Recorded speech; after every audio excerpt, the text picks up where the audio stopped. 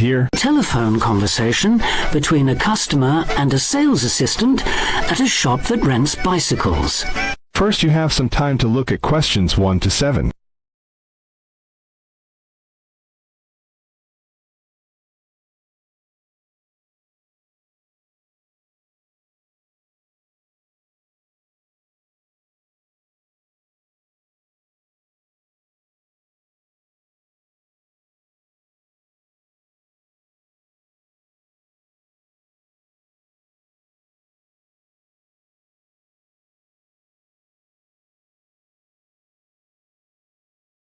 Now we shall begin. You should answer the questions as you listen, because you will not hear the recording a second time. Listen carefully and answer questions 1 to 7. Hello, Clark's Cycle Hire. My name's Keith. How can I help you? Oh, hello. I saw your ad in the local paper, and as I'm thinking of doing some cycling, I'm wondering what kinds of bike you have and what your prices are like. Well, we hire out 2 main types of machine, touring and mountain bikes. Are you likely to be riding off-road, do you think? No, I'll probably be sticking to roads and country lanes, so a touring bike would be best, I think. Right, well, the rate will be £50 for a week or £14 per day. So it's a lot cheaper to rent by the week? Yes, definitely. Though it's important to bring the bike back on time. Otherwise, I'm afraid we have to charge a late return fee. And how much is that? For each additional hour, it's £1.25. So if you were a day late, it would cost another £30? Yes, that's right. I'd make sure I didn't do that then. I should also point out there's a deposit which you get back when you return the bicycle. In good condition, of course. On touring models, it's £60. Is there anything else I'd have to pay? No, that's it. Though if you're planning to ride fairly long distances, you might like to have 1 or 2 accessories. Such as? Well, for another £5, we can supply lightweight bags, either panniers or the handlebar sort. It's amazing how much they can carry, and the way they're designed means they don't get in the way when you're riding. Well, I'll see. But what about essential things like a pump and a repair kit? I wouldn't have to pay extra for those, would I? No, there's no charge for things like that. Or for a lock. It's a good strong one too. Just make sure you don't lose the key. That reminds me, what about insurance? What happens if someone steals the bike, in spite of the wonderful lock? Didn't I mention that? Oh, I should have told you that's included in the rental too. And it covers everything, does it? It covers you against theft of the bike, yes, as long as it's securely locked at the time. You'd have to pay part of any individual claim, though. How much? If the bike was stolen and not recovered, you'd be liable for the first £100. So, if I do go ahead and rent one, how do I pay? By cheque or would it have to be cash? Neither, I'm afraid. We can only accept credit card bookings. Otherwise, we'd have to ask our customers for the full value of the machine as a deposit. I've got a visa in my name. Would that be okay? Sure. Now you have some time to look at questions 8 to 10.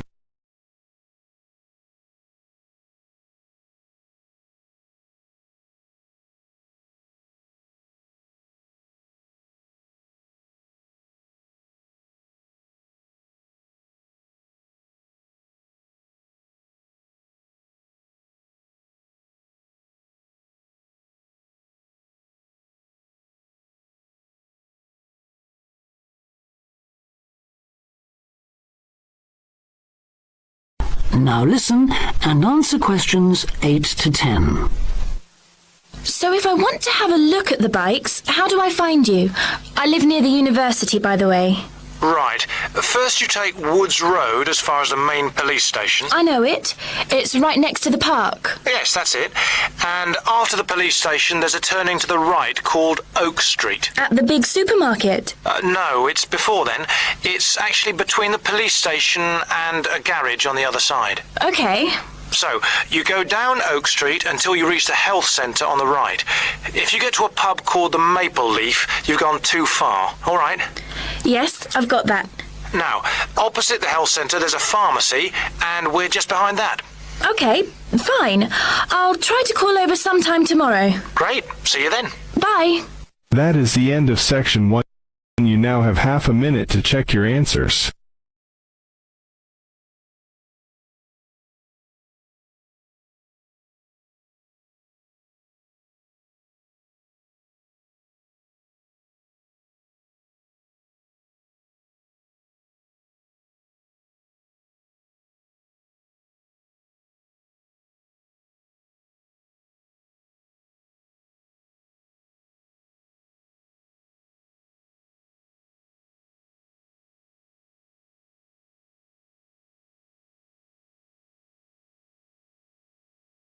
a talk on cultural shock.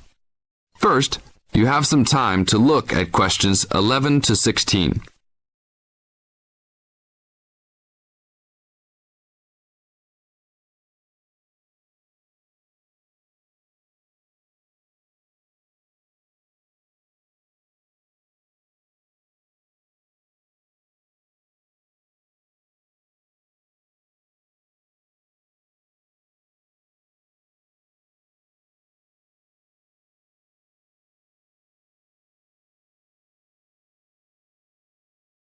Now listen to the tape and answer the questions. 11 to 16. Hi, congratulations on finishing orientation for our study abroad programme. Before you all head off to your respective countries, however, I want to first share with you a little bit about dealing with culture shock. Recent studies in intercultural experience have shown that there are distinct phases of adjustment which virtually everyone who lives abroad goes through. You won't be the exception. The first phase of culture shock includes gaining an awareness of the host culture, preparing for the journey, and farewell activities. You're all experiencing this right now. The second phase begins when you arrive in your new country and ends when the excitement of the early experiences wear off. When you first get there, you will be overwhelmed. Initial impressions convey a sense of monumentality of the experience. You'll love it. During the third phase, you will start taking a more active role in your setting. This will produce frustration because there will be some difficulty in coping with even the most elementary aspects of everyday life. I remember not being able to find a toilet one day because I forgot the word for bathroom. Anyhow, your focus will shift during this phase to the differences between your new host culture and your home cultures. This can be troubling, but these sometimes insignificant difficulties can be blown into major catastrophes. That's why the stage is most often referred to as culture shock. Now look at questions 17 to 20.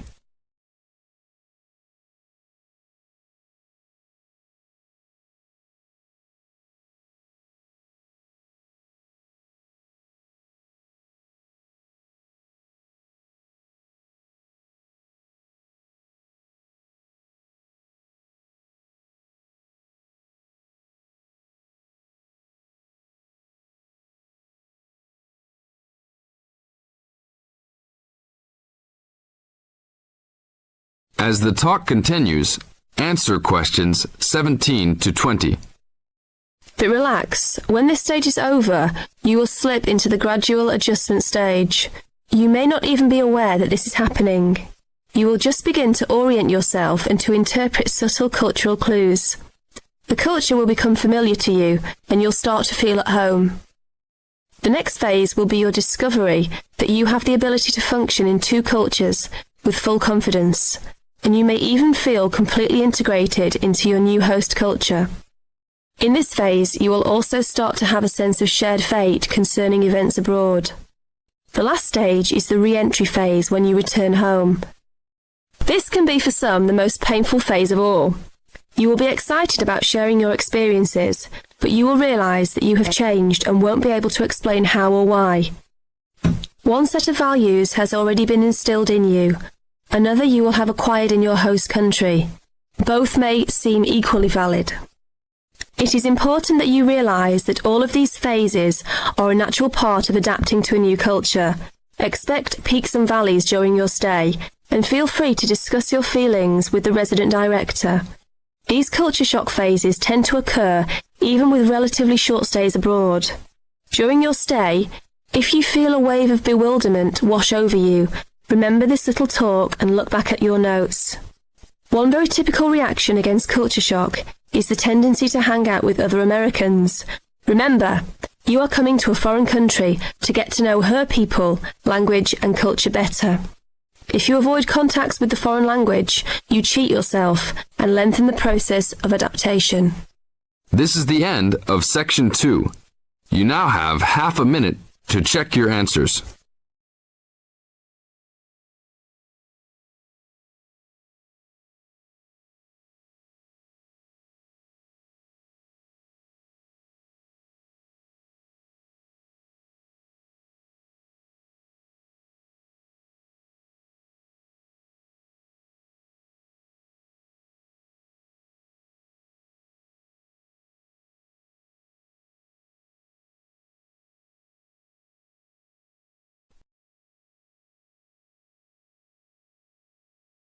you'll hear two university students discussing a social science lecture they attended. First, you have some time to look at questions 21 to 24.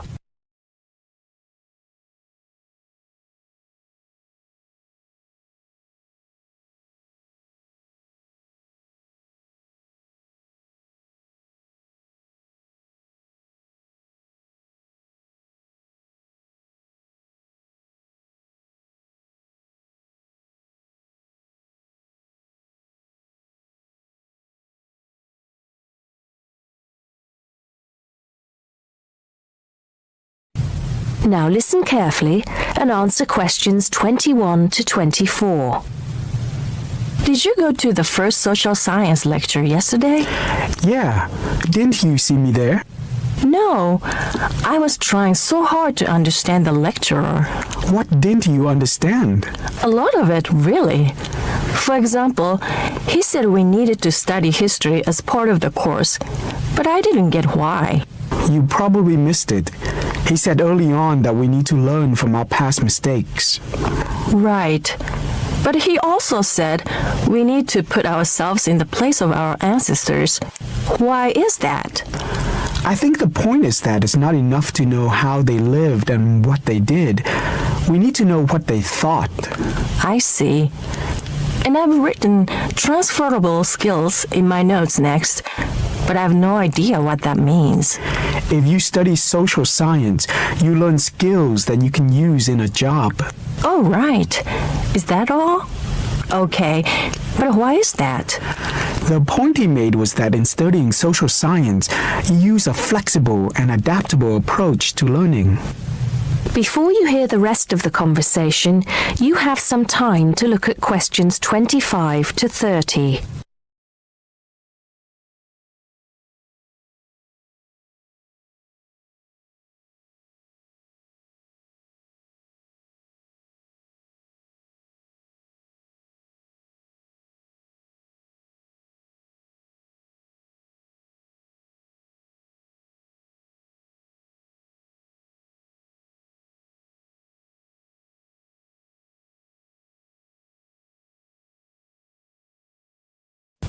Now listen and answer questions 25 to 30. He also kept mentioning all the other subjects we will need to study as part of the course. I didn't write them all down, did you? Some of them. I think I can make sense of my notes. The first one was anthropology, which he said would cover prehistory and archaeology as well. Okay.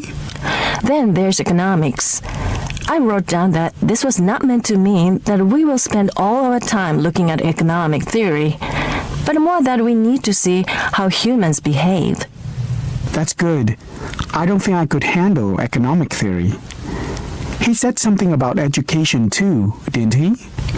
Yeah. He said we'll be looking at how cultural information is handed down from one generation to the next through teaching children. He said we'd be focusing on geography too, but I can't really remember which aspects. Can you? I noted it down, I think. Here we are, yes, particularly in relation to urban planning. It's law that I got confused about. I didn't understand why he linked that to economics. I think he meant that laws affect the way wealth is distributed. That makes sense. Now, what are the science wars? Okay, I did get that. The science wars are about how social science collects information. In sociology and social work, and in social science generally, they can only study patterns of behavior and observe. If you compare that to the way scientists work in physics or chemistry, it's very different because they use specific experiments that can be tested and which give concrete answers. Social studies is often accused of being unscientific. That's all. Okay. But it still looks like a good course, doesn't it? You don't have any regrets, do you? None at all. I'm looking forward to it. That is the end of section 3. You now have half a minute to check your answers.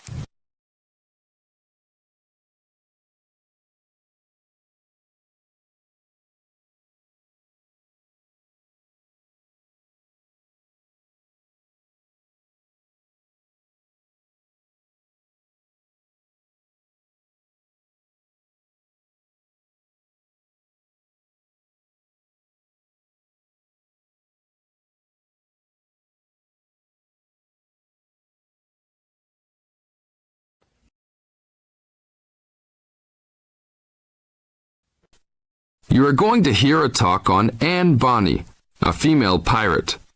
First, you have some time to look at questions 31 to 35.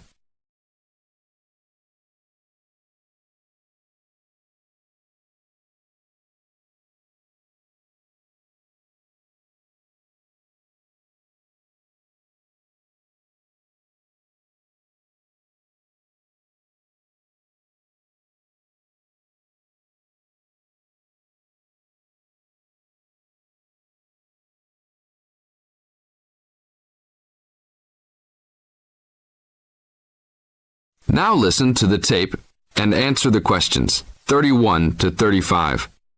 Anne Bonny was one of the two most famous female pirates. She sailed on the crew of Calico Jack Rackham. Anne was romantically involved with Calico Jack, but she could be counted as nonetheless as fearless as any other pirate. She was born in County Cork, daughter of an attorney and his maid.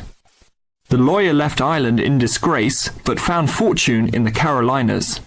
There, he amassed a fortune and bought a large plantation. A ne'er-do-well pirate sailor named James Bonny married Anne in an attempt to steal the plantation, but Anne's father instead disowned her. Bonny then took Anne to the Bahamas, where he turned informer to Governor Woodes Rogers, turning in any sailor he didn't like as a pirate for a handsome reward.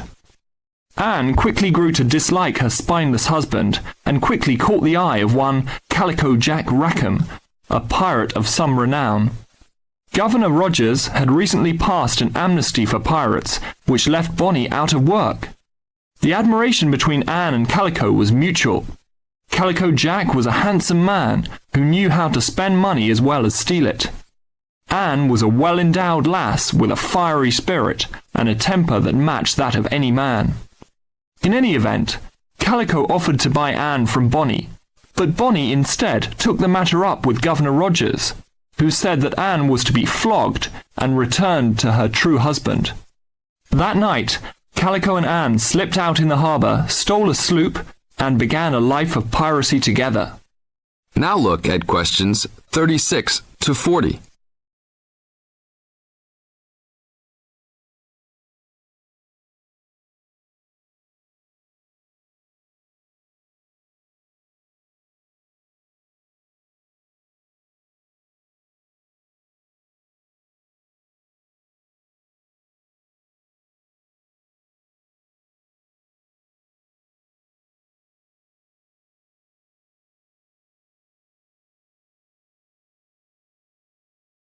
As the talk continues, answer questions 36 to 40.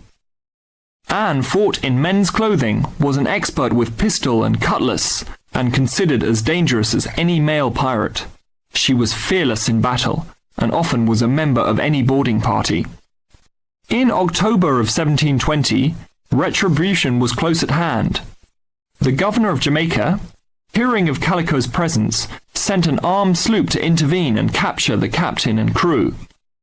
Calico's ship, Revenge, was caught by surprise, and much to Anne's dismay, the pirates fought like cowards and were taken far too easily. Anne and Mary Read were also captured, but, upon capture, confessed their sex and pleaded to be tried separately after they gave birth. Both women were pregnant at the time. Both received separate trials from the men, but were still sentenced to hang. Mary Read escaped the hangman by dying from fever while in jail. Anne, however, received several stays of execution before mysteriously vanishing from official records.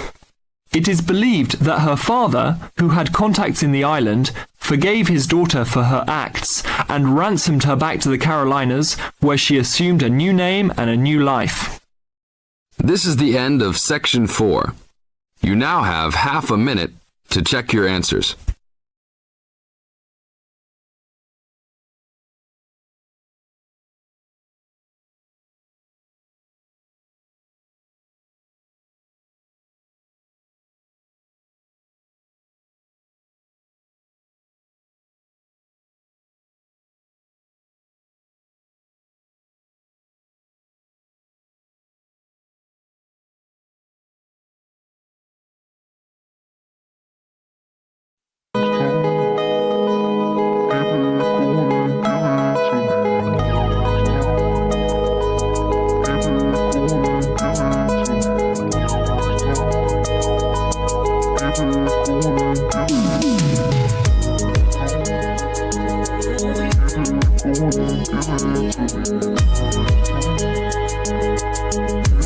Give it